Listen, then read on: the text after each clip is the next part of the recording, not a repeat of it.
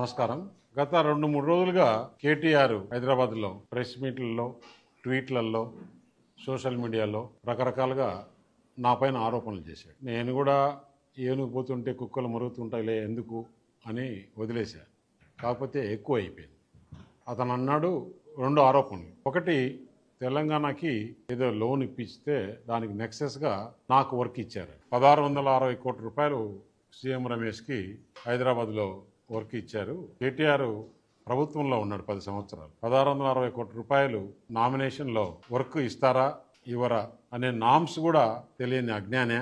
లేదు రేవంత్ రెడ్డి పైన బురద చల్లాలన్నా ఎందుకు చేస్తున్నాడు అనేది ఆలోచన చేస్తే ఇంట్లో ఒక కుంపటి తయారయ్యింది. ఏదైతే జగన్మోహన్ రెడ్డికి వాళ్ళ సిస్టర్తో ఎలాంటి ఇబ్బందులు ఉన్నాయో ఇతనికి అలాంటి ఇబ్బందులు. దాన్ని డైవర్ట్ చేసేదానికా లేదంటే దేనికి? అతని ఆరోపణలో ఇంకొక విషయం కూడా చెప్పాడు. సీఎం రమేష్కు 1660 కోట్లని. నేను మొత్తం దాని డీటెయిల్స్ అని తెప్పించా. అక్కడ రోడ్డు టెండర్ జరిగితే దాదాపు 5-6 మంది పోటీ వేశారు. పోటీ వేసిన దాంట్లలో Ritwik projects, Megha engineering, L&T, Raghava, ఇంకా 1-2 కంపెనీలు ఉన్నాయి. అది కూడా 1-2 ప్యాకేజీలు అయితే ఒకటి L&Tకి, ఒకటి రిత్విక్కి L1 అయింది. చాలామంది పోటీ వేశారు. జరిగి కూడా దాదాపు 3 నెలలు అయింది. రిత్విక్ ప్రాజెక్ట్స్లో నేను డైరెక్టర్ కాదు, నేను మేనేజ్మెంట్లో లేను. ఆంధ్ర వాళ్ళకి తీసుకుపోయి ఇచ్చాడు అన్నారు. ఆంధ్ర బీజేపీ ఎంపీకి ఇచ్చాడు, ఆంధ్ర వాళ్ళకి ఇచ్చాడు. తెలంగాణ మనం కష్టపడి తెచ్చుకునింది ఇందుకేనా తెలంగాణ అని కూడా మాట్లాడాడు. 10 సంవత్సరాలు ప్రభుత్వంలో ఉన్నారు. 10 సంవత్సరాల ప్రభుత్వంలో మీరు దాదాపు 6-7 లక్షల రూపాయలు అన్ని డిపార్ట్మెంట్స్ కలిసి వర్కులు జరిగాయి. అంటే ఒక కాళేశ్వరమే 1,00,000 కోట్లు. అలాంటివి మీ వాటరు గురించి జలమిషన్ అని చేశారు తెలంగాణలో. అది ఒక 30,000. రకరకాలుగా రోడ్స్ కానీ ఎలక్ట్రిసిటీలో కానీ అన్ని రకాలుగా 4-5 లక్షల కోట్ల పైనే 10 సంవత్సరాల్లో వర్కులు చేశారు. అంటే ఎనీ ప్రభుత్వము ఒకరికి వర్క్ ఇవ్వాలంటే 5 లక్షల రూపాయలు మించి నామినేషన్లో ఇచ్చేదానికి లేదు. అంటే నువ్వు ఇంతకుముందు ఇచ్చిన వాటన్నీ అలాగనే ఇచ్చావా? ఇన్ని వర్కులు నీ ఇష్టంతో నువ్వు ఎవరనుకుంటే వాళ్ళకి ఇచ్చేసావా? దానికి ఒక ప్రాసెస్ ఉంది. టెండర్లు పిలుస్తారు.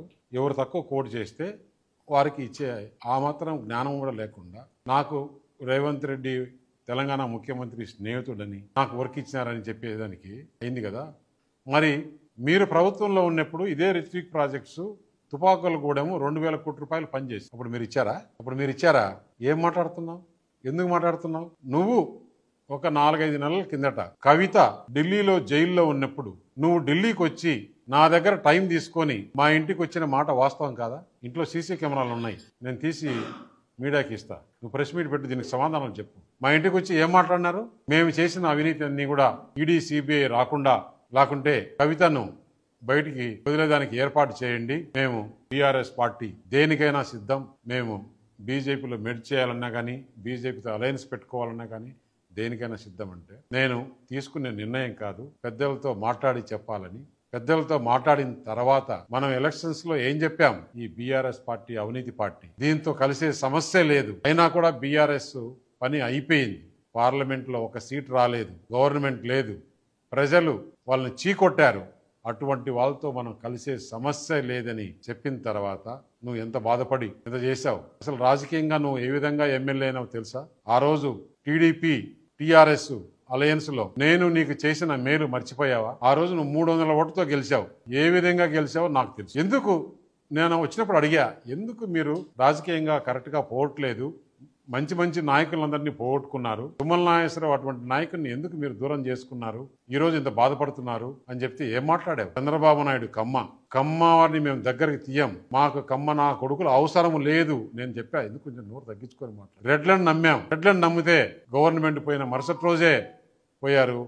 వారిని కూడా తిట్టావు, కమ్మోరిని తిట్టావు. ఎందుకు ఇట్లా చేస్తున్నావు? రాజకీయాల్లో నువ్వు లాంగ్ టర్మ్ ఉండాలనుకుంటే ఇట్లా మాట్లాడడం కరెక్ట్ కాదని హిత బోధిస్తే, లేదు రేవంత్ రెడ్డిని చూసి రెడ్లు పోయారు, చంద్రబాబు నాయుడు చూసి కమ్మోళ్ళు పోయారు, మాకు మిగిలింది జగన్మోహన్ రెడ్డి ఒక్కడే అని చెప్పేసి ఆ రోజు మాట్లాడు.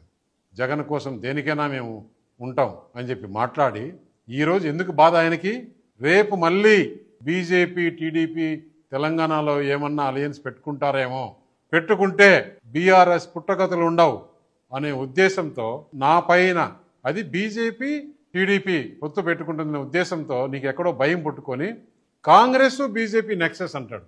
కాంగ్రెస్ బీజేపీ నెక్సెస్ అంటే ఎవరన్నా దేశంలో ప్రపంచంలో నమ్మేవాళ్ళు ఉన్నారా? కాంగ్రెస్కు బీజేపీ ఎంత దూరం? కాంగ్రెస్ విధానాలకు అగనెస్ట్గా పుట్టిన పార్టీ బీజేపీ. ఈరోజు దేశంలో ఎక్కడ కూడా మనం చూస్తున్నాం, రాహుల్ గాంధీ ప్రధానమంత్రి, వాళ్ళంతా కూడా బీజేపీకి ఇబ్బందులు పెట్టాలని మొత్తం ఇండియా అనే కూటమి కలుపుకొని చేస్తుంటే బీజేపీ కాంగ్రెస్ నెక్సెస్ కోసం రమేష్కు వర్క్ ఇచ్చినారని చెప్పి దానికి మాట్లాడే కొంచెమన్నా జ్ఞానం ఉండాలి కదా. అయినా కూడా నువ్వు మాట్లాడి ఈ మధ్య టీవీలో చూస్తున్నా, నాకు సంబంధించిన విషయం కూడా కాదు, నీ గురించి చెప్పాలి కాబట్టి చెప్తున్నా. నువ్వు మాట్లాడే లాంగ్వేజ్ ఏంటి, నువ్వు చేసే బిహేవియర్ ఏంటి? వాళ్ళెవరో లోన్ తెచ్చుకుంటే తెలంగాణ గవర్నమెంట్లో భూములు తాకట్టు పెట్టి దానికి నాకి లింకు పెట్టి నాకు వర్క్ ఇచ్చారని చెప్తావు. అంటే ఒక ముఖ్యమంత్రి వర్క్ ఒక కంపెనీకి ఇవ్వగలుగుతాడా? అంటే 10 సంవత్సరాలు నువ్వు చేసిన పని ఇదేనా? 10 సంవత్సరాలు నువ్వు చేసిన పని ఇదేనా? నువ్వు లిస్టు తీద్దామా?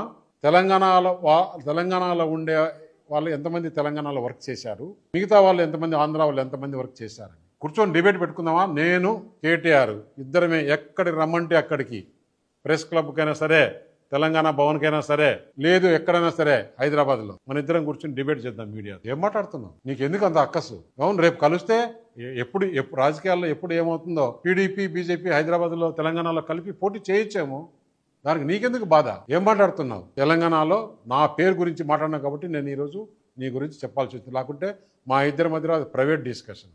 ఇంకా కొంతమంది ఉన్నారు, అది బయటకు చెప్పకూడదు. నాకు ఆ రెస్పాన్సిబిలిటీ ఉంది.